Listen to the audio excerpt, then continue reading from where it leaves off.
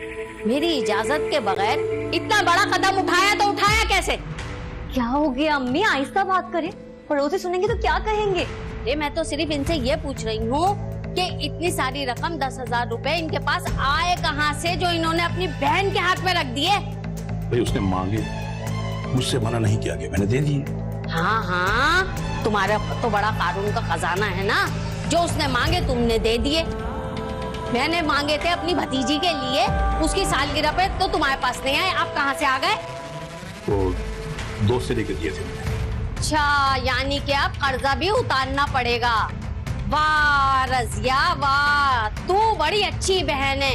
ऐसी बहनें तो सबको मिले, भाइयों पे कुर्बान जाने वाली, जान निसार करने वाली हैं। एक मैं ही दुश्मन हूँ तुम्हारी, मैं दुश्मन हूँ तुम्हारी है। मैं भी जाती हूँ रजिया से बात करने। अम्मी अम्मी खुदा के लिए रुक जाए, क्या जरूरत है? चंद पैसों की खातिर पप्पो से झगड़ा मोड़ लेने की क्या जरूरत है आपको? चंद पैसे? अरे पूरे 10,000 है, 10,000 रुपए। जितने भी पैसे जाने दें, छोड़ दें। अच्छा ऐसा करें ना, आप यहाँ बैठे, बैठ जाइए, मैं पानी लेकर आती हूँ आपके।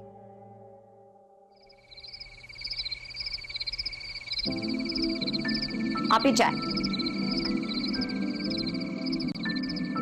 आपको पता है आज अम्मी अब्बू की इतनी लड़ाई हुई, आप तो आराम से ऑफिस में थी। आपसे बात कर रही हूँ मैं, सुन रही हैं? हाँ, बड़ी नई बात बताई ना तुमने। आज तक तो यही देखा है कि अम्मी अब्बू को डांटती हैं और अब्बू चुपचाप सुनते हैं। और पता है अब्बू ने जो पैसे दिए थे ना पप्पो को, अम्मी वो वापस लेने जा रही थी। हाँ तो जाने देती। क्या जाने देती? सही तो कह रही हूँ, छोटे से बड़े हो गए ये देखते देखते कि अब्बू है कम गो और अम्मी हमेशा उन पे हावी।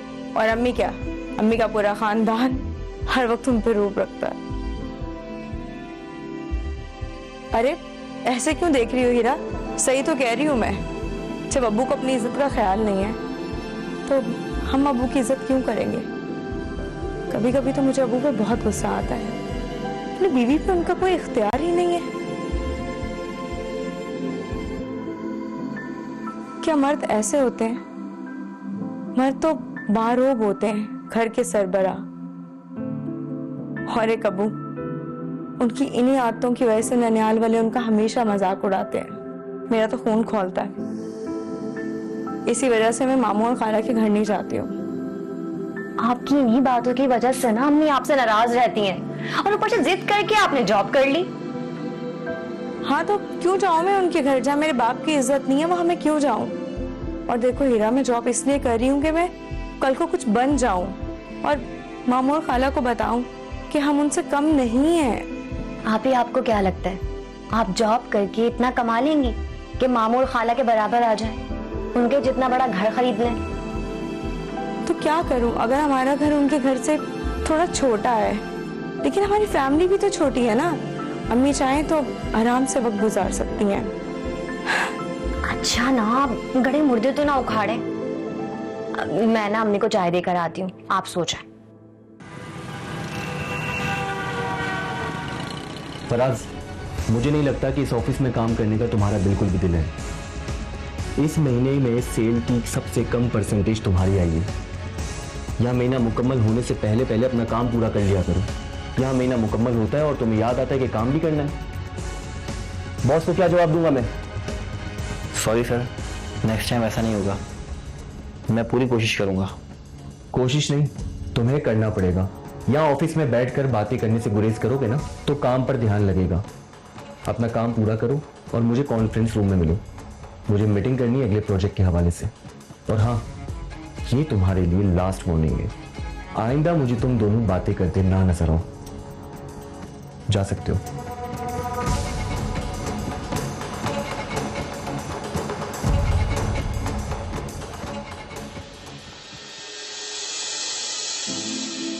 काश अब्बू भी ऐसे ही होते, इतनी शानदार शख्सियत, दौलतमंद, ऐसा ही हौसला के सामने वाले को खरी खरी सुना दे, खास करके मेरे नन्याल वालों को।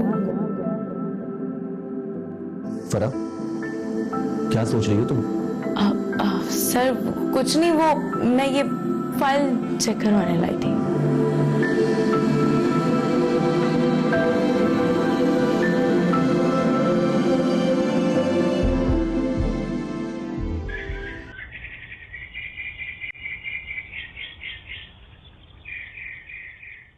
आप ही चाय ला दूं आपको?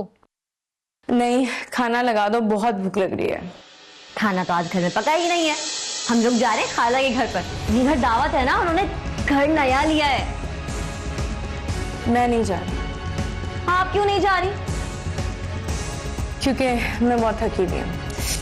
हाँ हाँ, मैं तुम्हारी थकन को बहुत अच्छी तरह जानती हूँ। जब भी मेरे बहन भाइयों की कोई तकलीफ होती है तुम फौरन मना कर देती हो। तो मुझे वो लोग नहीं पसंद ना अम्मी। जब माँ से मोहब्बत नहीं है तो खाला मामू क्यों अच्छे लगेंगे तुम्हें? तुम्हें तो चाचा और फूफी अच्छी लगती हैं जिन्होंने मेरी जिंदगी अजाब करके रखी हुई है। अम्मी प्लीज चुप कर जाएं आप। और मुझे कोई पसंद नहीं है। देखो जरा, नौकरी क्या कर ली, माँ से जबान चला रही है। अब तुम्हें ख्याल नहीं आ रहा है पड़ोसियों का कि वो सुन लेंगे? जब माँ अपनी किस्मत को रोती है तो तुम्हें बहुत बुरा लगता है। आप ही क्या हो गया है आपको? प्लीज बस कर जाए ना। और मैंने आपको कपड़े इस्त्री कर दिए हैं। मैं कुछ भी नहीं सुन रही, आप मेरे साथ चल रही हैं। बेटा, इसे अपनी जबान में समझा देना कि वहां जाके कोई बदतमीजी न करे, वरना मुझे शर्मिंदगी उठानी पड़ती है इसकी वजह से। अच्छा ना अम्मी, ठीक है, मैं समझा दूंगी, आप परेशान मत हो।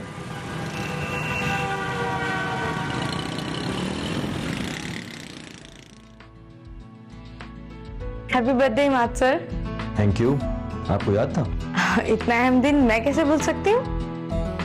बैठे। Thank you for the cake. Thank you से काम नहीं चलेगा। तो फिर ट्रीट देनी पड़ेगी। अच्छा, तो फिर कह देना आप सबको। अरे सबको क्यों कह दूं? जब बर्थडे मुझे याद थी तो ट्रीट पे हक भी तो मेरा ही है। ओह, ओके। तो फिर आज हम दोनों साथ लंच करेंगे। डन। चले केक कट करें।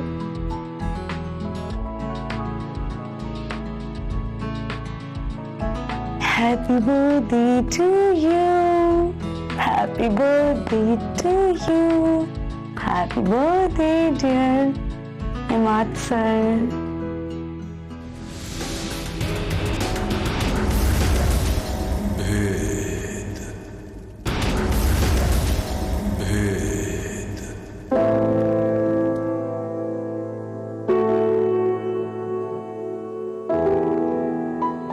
क्या हुआ हीरा, कोई बात करनी है क्या? जी बोलो, सुन रही हूँ। वो मामू और मुमाने आए थे। हमारे गरीब खाने पे? खैरियत है? हाँ, वो सलमान का रिश्ता लेकर मेरे लिए। अच्छा, अम्मी तो बहुत खुश हुई होंगी। जाहिर सी बात है, आप खुश नहीं है? बिल्कुल भी नहीं। आपसे पहले मेरा रिश्ता आ गया, इसलिए आप नाराज हैं। तुम पागल हो क्या? मेरे लिए अगर ये रिश्ता आता ना तो मैं साफ साफ इनकार कर देती। तुम अच्छी तरह जानती हो मुझे वो लोग बिल्कुल भी नहीं पसंद है। खैर, अम्मी का जो भी फैसला हो तुम इनकार कर देना। क्या?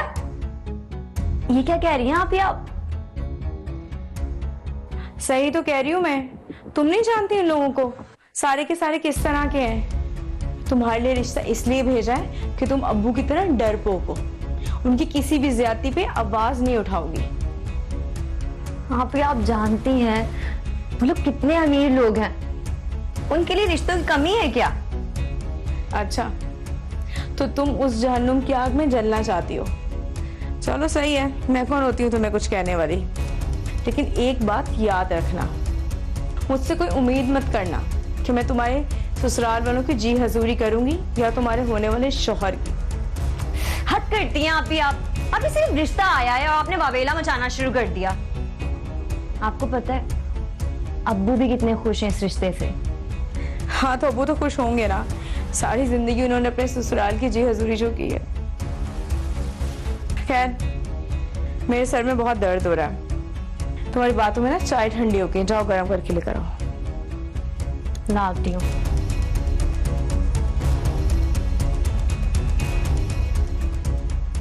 अब्बू जैसे बहुत कम लोग होते हैं इस दुनिया में। लोग उनके पीठ पीछे उन्हें किन किन नामों से पुकारते हैं, उन्हें क्या क्या कहते हैं। लेकिन मैं अबू जैसी नहीं हूँ। मैं ये सब नजरअंदाज नहीं कर सकती।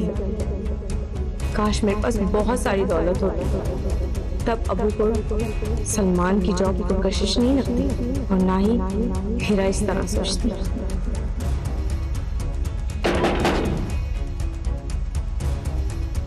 वो पता नहीं कौन आ गया अब। कौन? अस्सलाम वालेकुम। वालेकुम अस्सलाम, कैसे हो? मैं ठीक ठाक, आप ठीक हो? मैं ठीक हूँ। पप्पा कैसी हैं? आप पप्पू अल्लाह का शुक्र। आप हीरा नजर नहीं आ रही? हीरा किचन में है, काम कर रही है, अभी बुलाती हूँ। हीरा, हीरा। और जॉब से जा रही? जॉब अल्लाह का शुक्र बिल्कुल ठीक। आप अस्सलाम वालेकुम उमानी। आ गए तुम? माँ ने भेजा होगा कि जाओ मामू से पैसे लेकर आ जाओ। हम तो जैसे पानी पीते हैं और हवा पे जीते। अरे कमाते वो तो सिर्फ तुम्हारे लिए। अम्मी कैसी बातें कर रही है? मेहमान है वो। अरे एक तुम ही हो जो इनकी तरफदारियां लेती हो। मेरे रिश्तेदार तो तुम्हें एक आंख नहीं भाते। उमानी मुझे आपसे कुछ कहना है। अरे मुझसे कुछ नहीं कहा। जो कुछ कहना है अपने मामू से कहना सुनना। मुमानी की अम्मी ने 10,000 रुपए भेजे आपको देने के लिए कि मुमानी के हाथ में देना, ताकि वो बाद में ये ना कहें कि कर्जा वापस नहीं किए। अल्लाह हाफिज। देखा, सही बेइज्जती हुई ना। अब पी जाने भी दे। हाँ तो अम्मी कौन सा सुधरती हैं? अम्मी है, क्या करे अब? चले।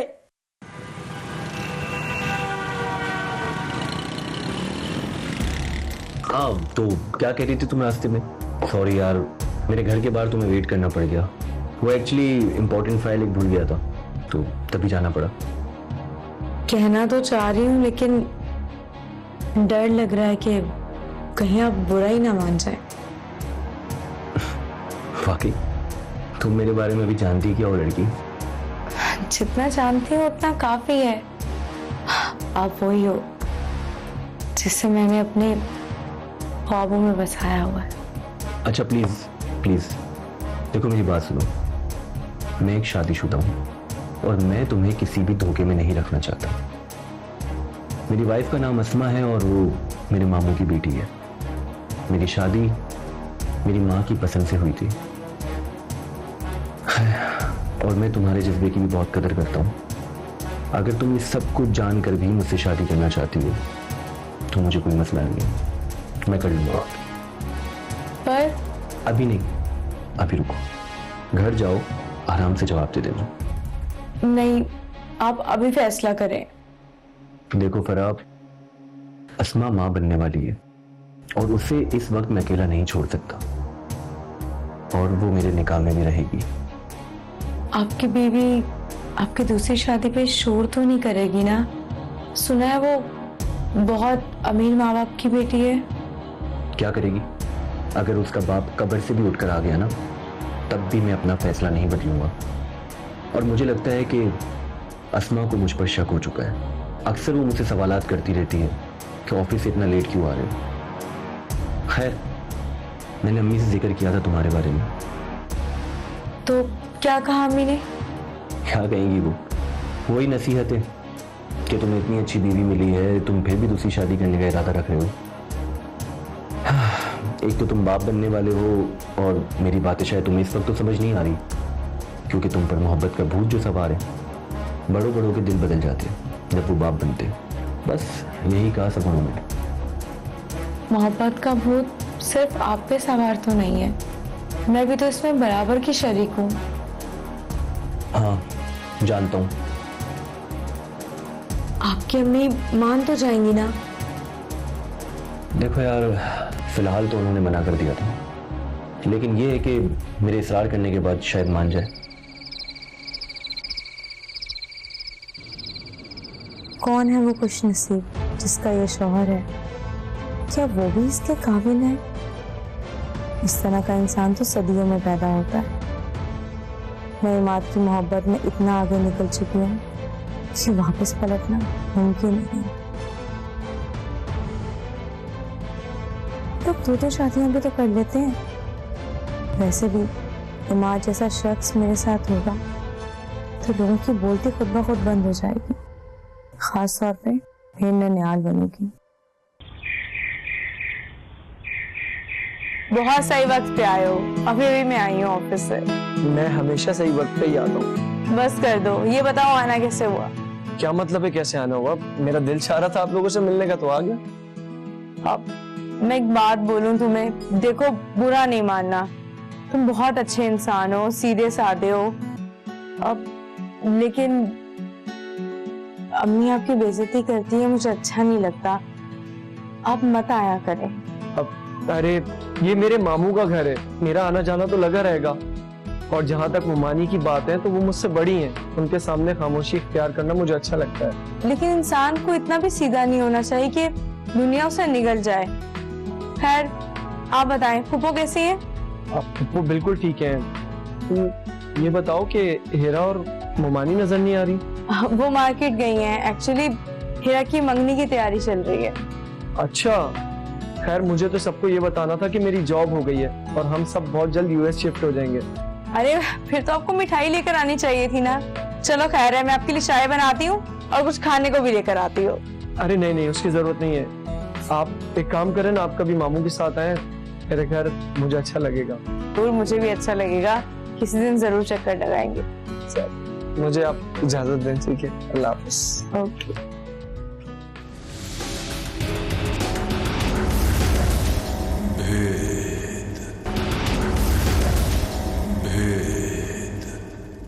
आप ही ये देखें हमने क्या क्या शॉपिंग की है। दिखाओ दिखाओ क्या लेकर आई हो। अगर आप जल्दी आ जाती ना तो हम आपको भी साथ लेके जाते शॉपिंग पर। अरे यार वो मेरी दोस्त है ना कायनात, उसकी अम्मी की तबीयत ठीक नहीं थी, अगर मैं वहां नहीं जाती तो उसे हौसला कौन देता। आप कभी लेकर आए ना उन्हें घर पर। घर पे लेके आऊं, वो तो आना चाहती है, पर अपना घर देखा है तुमने कदीम जमाने का। और खिलाएंगे क्या? रोज तो यहाँ सब्जी बनती है। बेटा तो बाप से कह के मुर्ग मुसल्ला मंगवा लेती, मैं पका देती। चलो बेटा खाना लगाओ। जी अभी लगाती हूँ। आप ये देखें, ये कैसा है? वाओ ये तो बहुत अच्छा है, लेकिन मुझे ना तुम एक बात बताओ, ये इतना महंगा है कि तुम्हारे ससुराल वालों को पसंद आ जाए? हाँ भी हमेशा ऐसी बात मत किया करें प्लीज। अरे यार मुझे फिक्र है ना तुम्हारी। हाँ मैं जानती हूँ, मगर जो मेरी किस्मत में लिखा हुआ है वो तो जरूर होगा ना। ये सब छोड़ो, दिखाओ और क्या लेकर आएगा, दिखाओ इधर। हाँ ये वाला तो खोल के चेक करें ना आप, एक प्रिंट देखें इसका, और ये देखें कलर कितना खूबसूरत है। उसमें भी दिखाओ। हाँ ये वाला चेक करें, ये देखें कितना खूबसूरत है ना। हेरा, हेरा भाई पानी पिला दो यार। आ गई आप? पानी भी पिलाऊंगी और फ्रेश हो जाए, उसके बाद मुंह भी मीठा करवाती हूँ आपका। क्यों, किस खुशी में? बताती हूँ। अब्बू ने आपका रिश्ता पक्का कर दिया है। और आपको पता है मेरे दूल्हा भाई कौन है? फरहान भाई। ये कैसे हो सकता है? ऐसा हो गया है आप ही। फरहान भाई बहुत अच्छी पोस्ट पर लग चुके हैं, और फूफो ने फिर खुद से रिश्ता मांगा तो अब्बू कैसे इनकार करते? अम्मी और आप मान गई? फरहान अच्छी पोस्ट पर लग गया है और तुम्हारे अब्बू ने साफ साफ कह दिया है कि एक बेटी तुमने अपनी बहन को दी है, दूसरी बेटी मैं अपनी बहन को दूंगा। और वैसे भी तुम्हें तो बेजबान सास चाहिए ना, तुम्हें तो कोई घराना अच्छा ही नहीं लगता और तुम्हें ददियाल वाले पसंद है, बस वहीं दिल लगता है तुम्हारा। तो मेरी जिंदगी का इतना बड़ा फैसला आप लोगों ने मुझसे बिना पूछे कर लिया। एक बात कान खोल के सुन ले, मुझे ये शादी बिल्कुल भी मंजूर नहीं है। क्या कोई और पसंद कर लिया है? हाँ। भाभी ये क्या कह रही हैं आप? फरहान भाई से शादी नहीं करनी आपको, इसलिए आप ये कह रही हैं ना? जी नहीं, मैं सच बोल रही हूँ। मेरे ऑफिस में एक लड़का काम करता है, उसका नाम है इमाद। शादी करूंगी तो उसी से करूंगी, वरना किसी से नहीं करूंगी। देखा मैं नहीं कहती थी ये ऑफिस जाती है और देर से आती है, उसी लड़के के साथ घूमती फिरती रहती होगी। अरे तू नौकरी करने जाती थी या ईख लड़ाने? और दिल तो चाह रहा है मेरा इसके दो खींच के लगाऊं।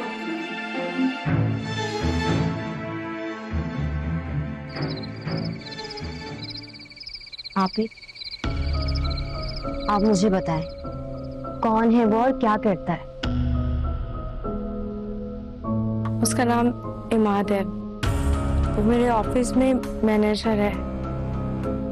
उसकी खुश इखलाकी और बाहिम्मत होना मुझे बहुत पसंद है।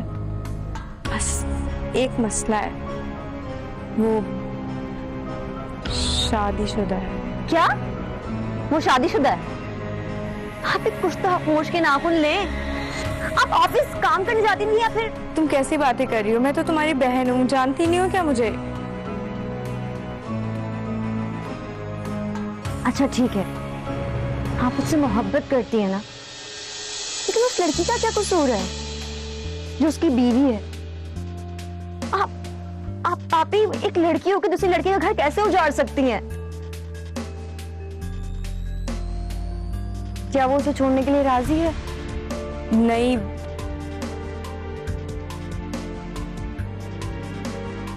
वो अपनी बीवी को छोड़ने पे राजी नहीं है, क्योंकि वो उसके बच्चे की माँ बनने वाली है।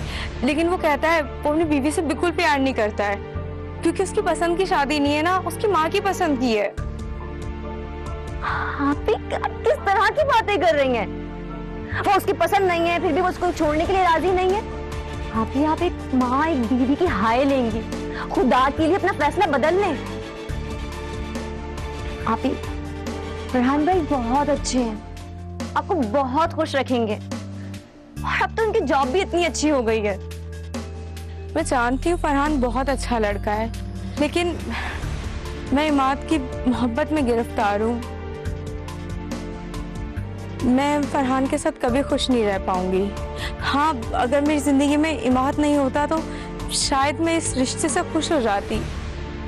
अगर ये बातें अब्बू को पता चल गई तो आप नहीं जानती कि क्या होगा।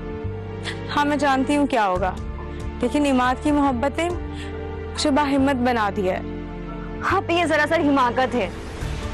आप दो कश्ती में सवार मर्द के साथ जिंदगी गुजार सकेंगी? आप सोचें, समझें, आप उसके साथ खुश रह सकेंगी? हिरा, मैं बहुत बार इस बारे में सोच चुकी हूँ।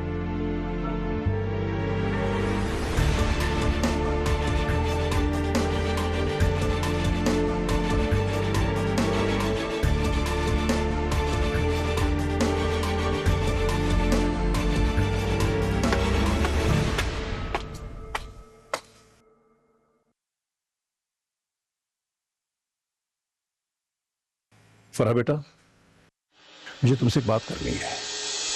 जी अबू, बोले। बेटा, तुमने ऐसा इमाद में क्या देखा जो एक शादीशुदा मर्द के साथ दूसरी शादी करने के लिए तैयार हो गया?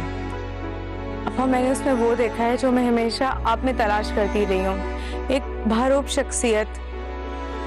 अबू, आपकी मौजूदगी में भी अपने तहफ्फुज़ के लिए मैं इधर उधर नजरें दोहराती रहती हूँ। अब वो एक बुज़दिल बाप की बेटी हमेशा खौफज़दा ही रही है।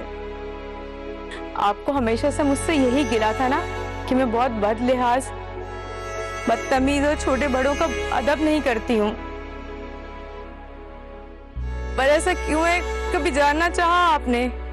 कभी भी मुझसे ये नहीं पूछा। जब कोई भी ननिहाल में आपकी बेइज्जती करता था ना, तो मुझे अपनी बेइज्जती महसूस होती थी। और अब वो आप कभी कुछ नहीं कहते थे, हमेशा खामोश रहते थे। और जब मैं कभी भी अपने दोस्तों के घर जाती थी, उनके वालिद को देखती थी, एक बारोब मर्द, फैसले के पक्के, एक सायादार शजर की मानत। पर अबू, हमारे घर पे तो हमेशा अम्मी का राज रहा है ना।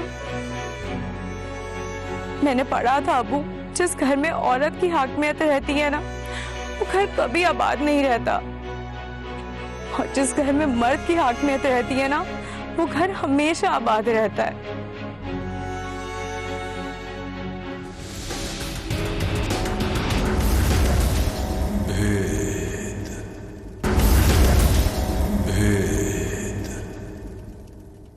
उसका एक एक लफ्ज सच है। मैं बुज़दिल हूं, मगर नहीं जानता था कि मेरी एक गलती उसे यहां तक ले आएगी। उसका हर गिला सच है। उसे तुम्हारा मुझ पर चीखना और मेरा चुप रहना बिल्कुल पसंद नहीं था। उसे तो हम्माद जैसा बारौब शख्स पसंद है। जब भी तो वो अपनी जिंदगी की इतनी बड़ी गलती करने जा रही है। उसके कसूरवार हम हैं। ये क्या कह रहे हैं आप? मैं ठीक कह रहा हूं। जब औरत की आवाज मर्द से ऊंची हो जाए तो बच्चे ऐसे ही गलत फैसले करते हैं। तो हमने तो उसका रिश्ता फरहान से तय किया है। क्या हमारा फैसला गलत है? ठीक है, वो फरासा खुश रहेगी, मगर उसकी गलती का कसूरवार मैं खुद को समझता हूं। नहीं, कसूरवार तो मैं हूं। मुझे पता ही नहीं चला कि हमारी बच्ची मेरी बातों का इतना एहसास लेगी। तभी वो मुझसे उखड़ी उखड़ी रहती थी और मैंने उसकी नाराजगी जानने की कोशिश भी नहीं की कभी। ठीक है, गलती मेरी है, मैं इसे ठीक करूंगा। अब आप क्या करेंगे?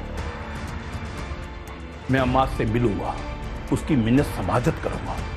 एक गलती कर चुका हूं, दूसरी गलती करके अपनी बेटी की जिंदगी तबाह नहीं होने दूंगा।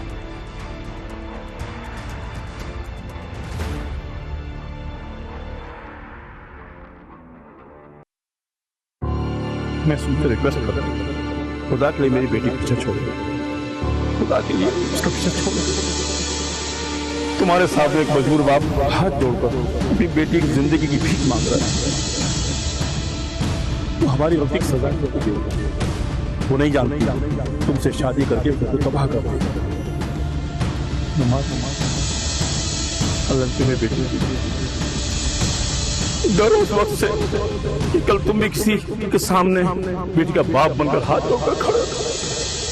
खुदा के लिए मेरी बेटी को छोड़ दो। खुदा के लिए मेरी बेटी को छोड़ दो। खुदा के लिए मेरी बेटी को छोड़ दो।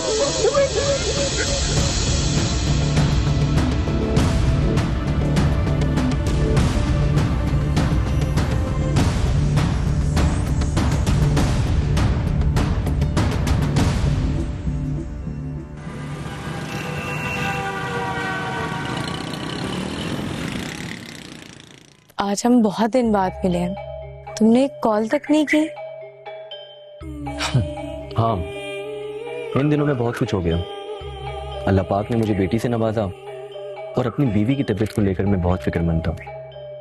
वैसे मुझे कुछ मालूम हुआ है तुम्हारे बारे में। तुम्हारी बात फरहान से तय हो गई है। तुम्हें किसने कहा? मैं तो कब से इनकार कर चुकी हूँ। तुम्हारे वालिद आए थे मेरे पास अपनी इज्जत की वापसी के लिए।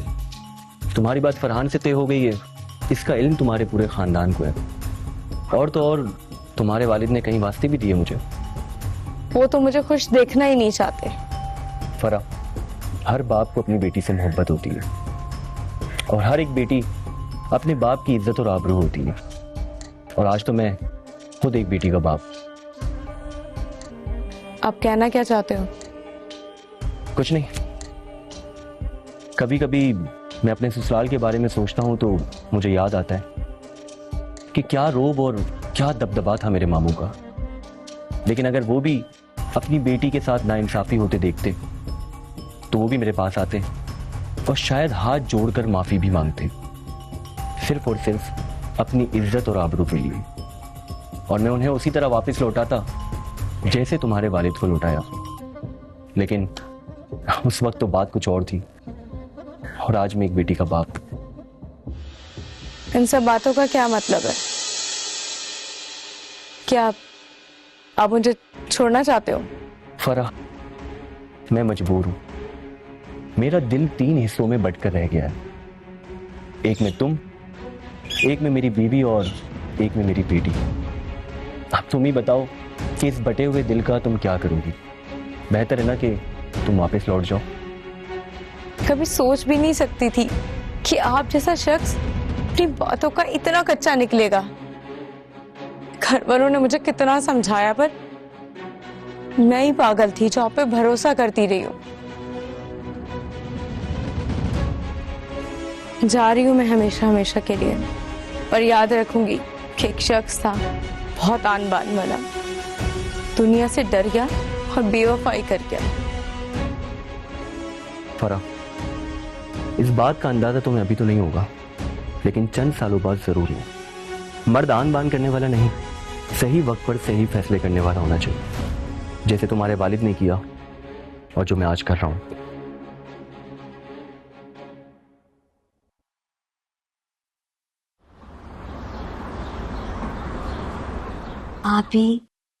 आप कब तक इस तरह से रोती रहेंगी? अब तो इमाद भी आपसे शादी नहीं करना चाहता। बेवफा इंसान है वो, बुज़दिल मर्द कहीं का। हीरा, तुम्हें पता है उसने मुझसे मोहब्बत के क्या क्या दावे किए थे, सब भूल गया। भाभी, वो मोहब्बत नहीं थी, वो सिर्फ अट्रैक्शन थी। आप दोनों एक साथ काम करते थे, एक साथ वक्त गुजारते थे, आपको उससे मुंसियत हो गई थी और आप उसे मोहब्बत का नाम दे बैठे। तो माशाल्लाह से वो एक बेटी का बाप बन चुका है। अगर आप खुले दिल से सोचेंगी ना तो आपको उसका फैसला बिल्कुल ठीक लगेगा। हीरा बिल्कुल ठीक कह रही है बेटा। मैं और तुम्हारे अब्बू तुम्हें अंधे कुएं में धक्का नहीं दे सकते। मैं मानती हूँ कि मेरा सख्त रवैया और घर के माहौल ने तुम्हें इतना बड़ा फैसला करने पे मजबूर कर दिया था। शादी गुड्डा गुड्डी का खेल नहीं है बेटा। मुझे मालूम था तुम एक दिन अपने इस फैसले से जरूर पछताओगी। तुम्हारी फुप्पी से मेरे लाख इख्तिलाफात सही, लेकिन उन्होंने बड़े मान और मोहब्बत से तुम्हारा हाथ मांगा है मुझसे। और तुम्हारे अब्बू भी यही बात कर रहे थे कि फरहान तुम्हें बहुत खुश रखेगा। अम्मी, आप अब्बू को बता दें मैं फरहान से शादी के लिए राजी हूँ।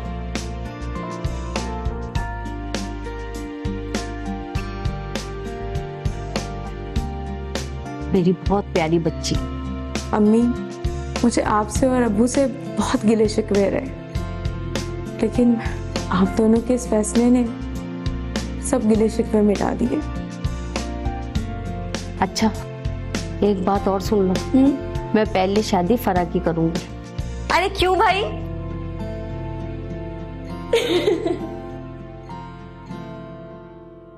जैसा कि हम इस स्टोरी में देखते हैं कि जो फैमिली के सरबराह हैं, चूँकि उनका एक रोब नहीं है, एक पर्सनैलिटी नहीं है, और जिसे कहते हैं कि हर चीज़ को एक नॉर्मल तरीके से लेना और बिल्कुल हर चीज़ में एक ढीला रिस्पांस, तो उसकी वजह से उसका इम्पैक्ट ये होता है कि वो जो बेटी है घर में, वो उस चीज़ को बहुत ज़्यादा डिसलाइक करती है, और समझ लें कि एक उसका एक मेंटल डिस्टॉर्शन जो है वो शुरू हो जाता है कि वो कहती है कि भाई ये जो फिगर है जो कि हेड ऑफ फैमिली है, फादर फिगर, ये एक्सेप्टेबल नहीं है, ऐसा नहीं होना चाहिए। तो अब वो अपने लिए उसका ऑपोजिट देखना शुरू करती है, जो उसके माइंड में इमेज होता है कि एक शख्स को जो है वो थोड़ा सा रोबदार होना चाहिए, थोड़ा सा अथॉरिटेटिव होना चाहिए। तो अब जाहिर सी बात है कि उसको जहाँ वो चीज़ मिलती है उस तरफ वो अट्रैक्ट होती है। तो अनफॉर्चुनेटली या फॉर्चुनेटली, जो भी हम कहें, कि वो एक शादीशुदा शख्स था, और अमूमी तौर पे हर किसी को ये मौका नहीं मिलता कि चीज़ें जो हैं वो रिवर्ट हो जाएं। जैसा कि हमने इस स्टोरी में देखा, फादर ने जब उसको समझाया तो वो शख्स पीछे हो गया और उसने मना कर दिया।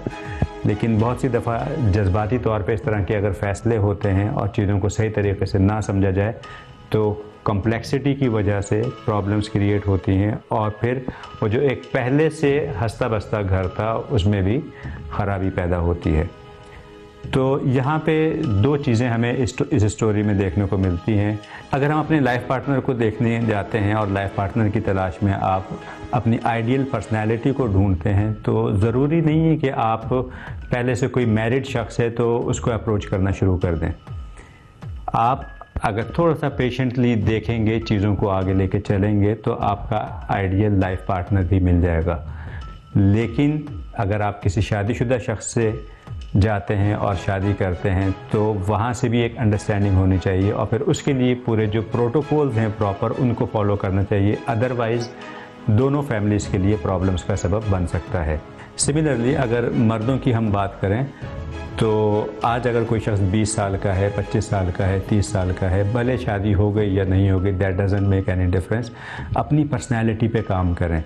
एक मर्द की पर्सनैलिटी जो है वो अथॉरिटेटिव होना चाहिए, एक मैग्निफिसेंट पर्सनैलिटी होना चाहिए, एक कैरिज्मेटिक पर्सनैलिटी होनी चाहिए। तो अगर आप कॉन्फिडेंट हैं, अगर आपकी शख्सियत में रोब है, दबदबा है और आपका एक कैरिज्मा है, तो ना सिर्फ वो चीज़ आपको आपके बिज़नेस में हेल्प करती है, आपके फैमिली रिलेशंस में हेल्प करती है, लेकिन बच्चे भी आपको फिर आइडियलाइज़ करते हैं। कितनी अनफॉर्चुनेट थिंग है, जैसा कि हमने इस स्टोरी में देखा कि खुद की बेटी ही बाप को आइडियलाइज़ नहीं करती। तो ये सोचने का मकाम है।